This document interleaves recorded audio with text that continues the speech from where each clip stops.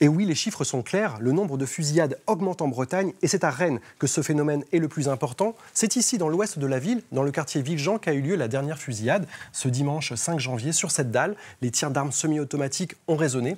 Alors le narcotrafic gangrène ce quartier. Écoutons cette dame. Les flics nous ont dit, mesdames, à vos âges, ne venez pas sur la dalle l'après-midi.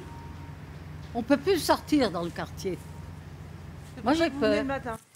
Cette dame nous dit avoir peur, mais y a-t-il vraiment plus de violences liées au narcotrafic? Eh bien voilà le nombre de règlements de compte entre dealers à Rennes sur quelques années. On voit qu'il y a eu un pic l'année du Covid en 2020, 10 agressions, et en 2024, 18. Et pourtant, en 2024, nous n'avons comptabilisé que le nombre d'agressions par arme à feu, alors qu'avant, il y avait tout type de faits divers. Alors forcément, cela inquiète. Écoutons David Levaux du syndicat de police Unité à Rennes.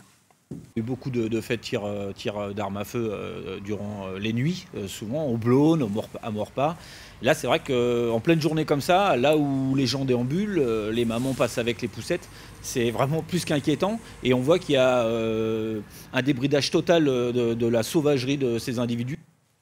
Alors nous avons cartographié cette violence et que voyons-nous? Nous voyons qu'il y a eu 25 fusillades entre fin 2023 et aujourd'hui, et cela particulièrement dans 3 quartiers de la ville. Nous avons parlé du quartier Villejean, mais sinon il y a ce quartier Maurepas dans le nord de la ville où il y a eu exactement 9 fusillades en 3 mois.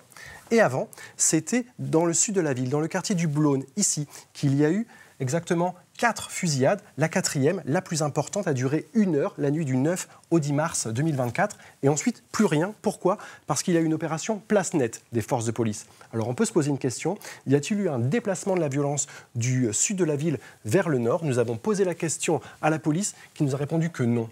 Les dealers de ces 2 quartiers sont des individus différents.